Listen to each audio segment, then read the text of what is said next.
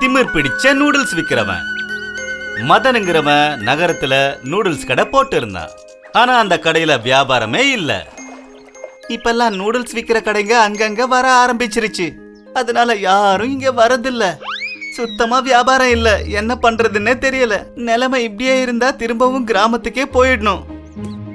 மதன் அதுக்கப்புறம் மனைவியோட கிராமத்துக்கே போயிடுறான். நம்ம பாட்டுக்கு கிராமத்துக்கு வந்துட்டோமே, இங்க என்ன வேலை பார்க்க போறீங்க? எனக்கு எந்த வேலையும் வராது. நூடுல்ஸ் பண்ண மட்டும்தான் வரும். அதனால இங்கேயும் நூடுல்ஸ் தான் பண்ண போறேன். இங்கே நூடுல்ஸ் கடையோ தள்ளு வண்டியோ இருக்கிற மாதிரி தெரியலையே. நமக்கு போட்டியாளர்களும் இல்ல இல்லையா? எல்லாரும் நூடுல்ஸ் சாப்பிடுறதுக்கு என்கிட்ட தான் வருவாங்க.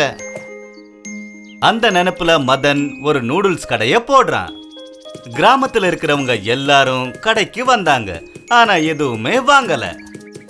கடை போட்டு 10 நாள் ஆகுது. ஆனா ஒருத்தவங்க கூட நூடுல்ஸ் வாங்க வரவே இல்ல. எல்லாரும் கடைய பார்த்துட்டு போயிட்டே இருக்காங்க. இப்படியே போனா என்னதான் அர்த்தம்? எனக்கு ரொம்ப கஷ்டமா இருக்கு. ஏதாவது பண்ணுங்களேன். ஆமா ஆமா, ஏதாவது நம்ம பண்ணிதான் ஆகணும். இல்லன்னா வேற ஏதாவது வேலை தான் பண்ணி ஆகணும். தன்னோட நண்பன் ரகு கிட்ட என்ன பண்ணலான்னு கேட்கறதுக்கு போறான். சரி, என்ன முடிவு பண்ணிருக்கீங்க? என்னோட சின்ன வயசு நண்பன் ரகு கிட்ட என்ன பண்ணலான்னு யோசனை கேட்டேன். சாமன் நூடுல்ஸ்னா கிராமத்துல இருக்கிறவங்களுக்கு யாருக்கும் ஒண்ணுமே தெரியாதுன்னு சொன்னான். அதனாலதான் அவங்க நூடுல்ஸ் வாங்கறதுக்கு வர்றதில்லைன்னு சொன்னான். அவங்க கிராமத்தார் இல்லையா? ஒவ்வொரு பைசாவையும் பார்த்து பார்த்து தான் அவங்க செலவு பண்ணுவாங்க. அப்படின்னா என்ன பண்றது சொல்லுங்க. எப்படி இவங்க கிட்ட நூடுல்ஸ் விக்கிறது? நாளைக்கு மறுநாள் ரகுவோடைய கல்யாணம். அவன் கல்யாணத்துக்கு கிராமத்தார் எல்லாருக்கும் நான் ஃப்ரீயா நூடுல்ஸ் கொடுக்க போறேன். அப்படி நான் கொடுத்தா அதுக்கப்புறம் அவங்களுக்கு நூடுல்ஸோட சுவையும் தெரியும். நம்ம கடையில வாங்கவும் ஆரம்பிப்பாங்க. ஆட, இது ரொம்ப நல்ல யோசனையா இருக்கே. மதன் அவன் நினைச்சபடியே ரகுவோட கல்யாணத்துல எல்லாருக்கும் ஃப்ரீயா நூடுல்ஸ் கொடுத்தான். கொஞ்சம் கொஞ்சமா அவனோட கடைக்கு எல்லாரும் வர ஆரம்பிச்சாங்க. ஏன்னா அவனோட நூடுல்ஸ் எல்லாருக்கும் பிடிச்சு போச்சு. நான் என்ன சொல்றேன்னா, உன் கடையில நூடுல்ஸ ஒரு தடவை சாப்பிட்டா திரும்ப திரும்ப வந்து சாப்பிடுவாங்க எல்லாருமே. இந்த மாதிரியே கொஞ்சம் கொஞ்சமா மதனோட வியாபாரம் வளர்ந்துட்டு வந்துச்சு. கொஞ்ச நாள்ல மதனோட கடையில கூட்டம் கூட ஆரம்பிச்சிருச்சு. அட மதன் அண்ணன், ரொம்ப சுவையா இருக்கு. எங்களுக்கு இதுக்கு முன்னாடி சௌமீன்னா என்னன்னே தெரியாது. நீங்க இன்னைக்கு சமைச்சு கொடுத்த நூடுல்ஸை சாப்பிட்டதுக்கு அப்புறம் இனிமே வேற எங்கேயும் நாங்க போக மாட்டோம். கண்டிப்பா இங்க தான் வருவோம். ஓஹோ மதன், நீ இவ்ளோ நல்லா சமைக்கிறியே. நீ சமைச்சது ரொம்ப சுவையா இருக்கு. இதெல்லாமே கேட்டதுக்கு அப்புறம் மதனுக்கு பேராசை பிடிச்சது. அதுக்கப்புறம் அவன் தன்னோட நூடுல்ஸ் சூப்பரா இருக்குன்னு விலைய 2 மடங்கு ஆக்கிட்டான்.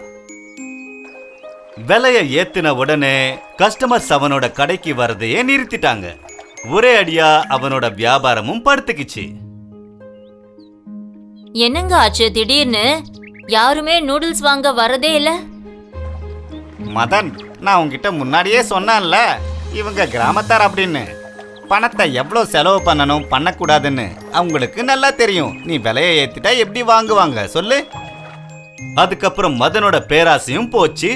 அதுக்கப்புறம் அவன் தப்ப உணர்ந்து விலையை குறைச்ச உடனே எல்லார்கிட்டயும் நல்லா பேச ஆரம்பிச்சான். கஸ்டமர்ஸும் வர ஆரம்பிச்சாங்க. தங்க மாய மீன். கடலோரமா ரங்காங்கிற மீன்காரரும் தன்னோட குடும்பமும் வாழ்ந்துகிட்டு வந்தாங்க. ரங்கா கிட்ட ஒரு படகு இருந்தது. அந்த படகுல அவரு நிறைய மீன் பிடிச்சுக்கிட்டு இருந்தாரு. ரங்காக்கு சிண்டுங்கிற பையன் இருந்தான். சிண்டு ஸ்கூல்ல படிச்சுக்கிட்டு இருந்தான். ரொம்ப நல்லா படிச்சுக்கிட்டு வந்தான். ஒரு தடவை ரங்கா மீன் பிடிக்க கடலுக்குள்ள போனாரு. புயலும் மின்னலும் அடமழையும் அடிச்சதுனால அவர் கடலுக்குள்ள மாட்டிக்கிட்டாரு. அதனால அவரோட படகு 100 கிலோமீட்டரையும் தாண்டி அடிச்சுக்கிட்டு போயிடுச்சு. அப்படியே அவர் கடல்ல திசை தெரியாம மாட்டிக்கிட்டு நாலாபுறமும் பார்த்தாரு. எந்த திசையில இருக்காருன்னு ரங்காக்கே தெரியல. எந்த திசையில போறதுன்னு எனக்கு தெரியலையே. ரொம்ப தூரம் போயிட்டேன்னா மறுபடியும் கஷ்டமாயிடும். நல்லா மாட்டிக்குவேனே. சாப்பாடும் காலி ஆயிடுச்சு. பரவாயில்ல, கண்ணுக்கு ஒரு தீவு தெரியுது. நான் அங்க போய் நின்னுட்டேன்னா யாராவது வந்து உதவலாம்ல. ரங்கா தீவுல போய் உட்கார்ந்து உதவிக்காக எதிர்பார்த்துக்கிட்டு இருந்தான். இங்க சிண்டுவும் அவங்க அம்மாவும் ரொம்ப கவலைப்பட ஆரம்பிச்சாங்க. சிண்டு, உங்க அப்பா படகை எடுத்துட்டு போய் ரொம்ப நாள் ஆச்சு. எனக்கு ரொம்ப பயமா இருக்கு. அவரு வழி மாறி போயிட்டாரோன்னு எனக்கு ரொம்ப கவலையா இருக்கு. அப்படி இல்லனா அவரு இவ்ளோ நாள் என்னைக்குமே கடல்ல தங்குனது கிடையாது.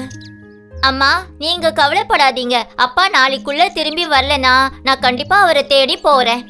உன்னால எப்படிப்பா கடலை போய் பார்க்க முடியும்? நீ ரொம்ப சின்ன பையன்டா கண்ணா. ரொம்ப கவலையா அவன் கடலோரமா உக்காந்து இருக்கும்போது ஒரு தங்க மீன் அவன் கண்ணுல பட்டுச்சு. அது திரும்ப திரும்ப கடலோரமா வந்து வந்து போய்கிட்டு இருந்தது. இந்த அழகான தங்க மீன் என்கிட்ட ஏதோ சொல்ல வருதுன்னு நினைக்கிறேன். சொல்லு அழகான மீனே, நீ எங்கேயாவது எங்க அப்பாவை பாத்தியா? அந்த தங்க மீன் சிண்டுவோட பேச்ச கேட்டு அப்படியே நின்னுடுச்சு. அப்புறம் துள்ளி குதிச்சிச்சு. புரிஞ்சுச்சு, உனக்கு எங்க அப்பா எங்க இருக்கான்னு தெரியும் போல இருக்கு. நீ என்ன அங்க கூட்டிட்டு போறியா? இத கேட்ட தங்க மீன் அப்படியே சிண்டு கிட்ட வந்து நின்னுடுச்சு. சிண்டு வேகமா வீட்டுக்குள்ள போய் ஒரு பைய கொண்டு வந்தான். அதுக்கப்புறம் அந்த தங்க மீன் மேல ஏறி உக்காந்தான். வா நண்பா, நீ என்ன எங்க அப்பா கிட்ட கூட்டிட்டு போ பார்க்கலாம். இத கேட்ட அந்த தங்க மீன் தண்ணியில வேகமா போச்சு. சிண்டுவும் அந்த தங்க மீனை கட்டியா புடிச்சுக்கிறான். சில மணி நேரங்களுக்கு அப்புறம் அது ஒரு தீவுக்கு அழைச்சிட்டு போகுது. சரி, நீ இங்க கூட்டிட்டு வந்திருக்கேன்னா அப்பா இங்க தான் எங்க இருக்கணும். நன்றி நண்பா. சிண்டு கூப்பிட ஆரம்பிக்கிறான். அப்பா, அப்பா, நீங்க எங்க இருக்கீங்க? கொஞ்ச தூரத்துல ரங்கா ஒரு மரத்து மேல உக்காந்துகிட்டு இருந்தான். சிண்டுவோட குரலை கேட்ட உடனே சந்தோஷமா ஓடி வர ஆரம்பிச்சான். சிண்டு, என் மகனே, எப்படி பாருக்க? நீ எனக்காக வந்தியா? எப்படி வந்த? சிண்டு முதல்ல தான் கொண்டு வந்த பையில இருந்து அப்பாவுக்கு சாப்பாடும் தண்ணியும் கொடுத்தான். சாப்பாட்டை சாப்பிட்டு தண்ணிய குடிச்சு முதல்ல தன்னோட பசிய போக்கிக்கிட்டாரு அவங்க அப்பா. ஒரு அழகான தங்க மீன் தான் தனக்கு இந்த உதவிய பண்ணிச்சுன்னு சிண்டு சொன்னான். அதுக்கப்புறம் சிண்டுவும் ரங்காவும் அதுக்கு நன்றிய சொன்னாங்க. அதுக்கப்புறம் தங்க மீன் திரும்பவும் கடலுக்குள்ள போயிடுச்சு. மாயக்குடை. ஒரு கிராமத்துல சூரஜ்ங்கிற ஒரு வாலு பையன் வாழ்ந்துகிட்டு வந்தான். ஆனா அவனோட நல்ல பழக்க வழக்கத்தால எல்லாரோட மனசையும் கவர்ந்தான். அவன் அவங்க அம்மா அப்பாவையும் நல்லா பாத்துக்கிட்டான். அவன் ரொம்ப சுட்டி பையன், அதனால ஒரு இடத்துல உட்கார மாட்டான். எங்க போனாலும் எல்லாருக்கும் அவனை ரொம்ப பிடிக்கும். சூரஜுக்கு விக்கிங்கிற ஒரு ஃப்ரெண்ட் இருந்தான். விக்கிக்கு திருடுற பழக்கம் இருந்தது. ஸ்கூல்லயும் மத்த பசங்களோட பொருட்களை அவன் திருடிக்கிட்டு இருந்தான். விக்கி, நீ திருடுறது தப்புன்னு நான் உனக்கு எத்தனை வாட்டி சொல்லிக்கிட்டு இருந்தேன். இனிமே உனக்கும் எனக்கும் எந்த சம்பந்தமும் இல்ல, நம்ம நண்பர்களும் இல்ல. ஒரு நாள் சூரஜ்க்கு வழியில ஒரு கொடை கிடைக்குது. அட, இங்க ஒரு கொடை இருக்கு. இந்த கொடை யாருதான் இருக்கும்? அப்ப அந்த குடையில இருந்து ஒரு குரல் கேக்குது. நான் ஒரு மாய குடையாவேன். நீ என்ன இங்க விட்டுட்டு போகாத. உன் கூட என்னையும் வீட்டுக்கு கூட்டிட்டு போ. அப்படி கேட்ட உடனே சூரஜ் அத வீட்டுக்கு கூட்டிட்டு போனான். மாய கொடையே, உன்னால மாயம் பண்ண முடியுமா என்ன? நீ என்ன சொன்னாலும் சரி. உன்னால எனக்கு ஒரு புது பை தர முடியுமா?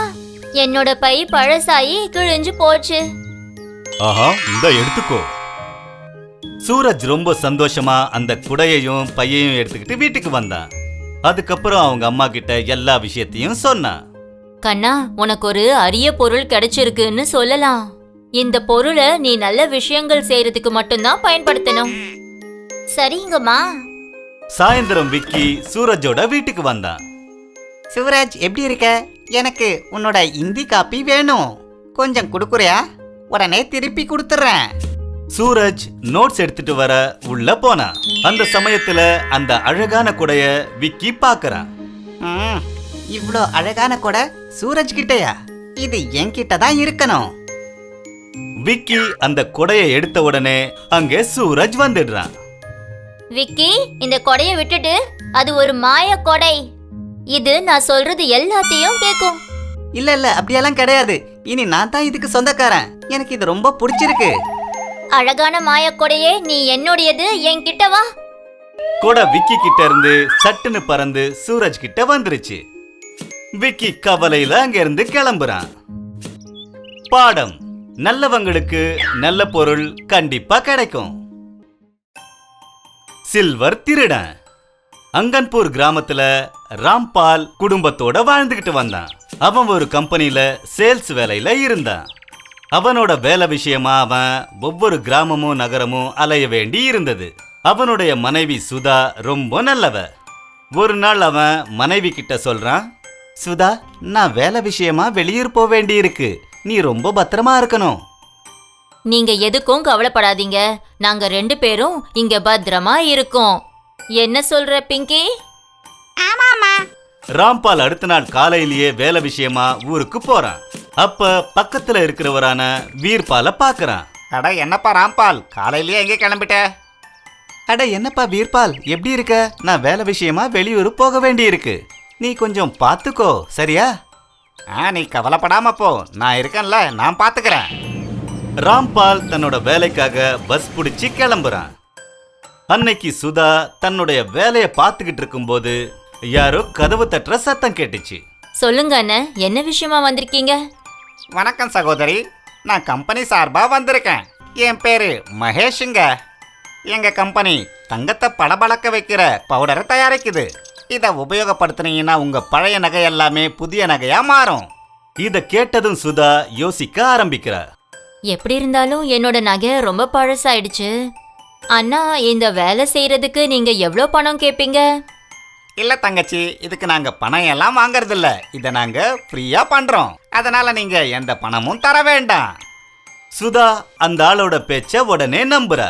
அதுக்கப்புறம் உள்ள இருந்து தன்னோட ஹாரத்தையும் மத்த நகைகளையும் கொண்டு வந்து கொடுக்கறா.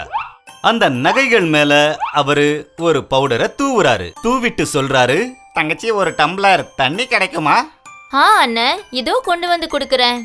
சுதா தண்ணி கொண்டு வந்த உடனே அந்த ஆளு துணிய வச்சு நகைய தொடச்சிக்கிட்டே சொன்னாரு, நீங்க எல்லா நகையையும் இதுல இப்படியே கட்டி வைங்க.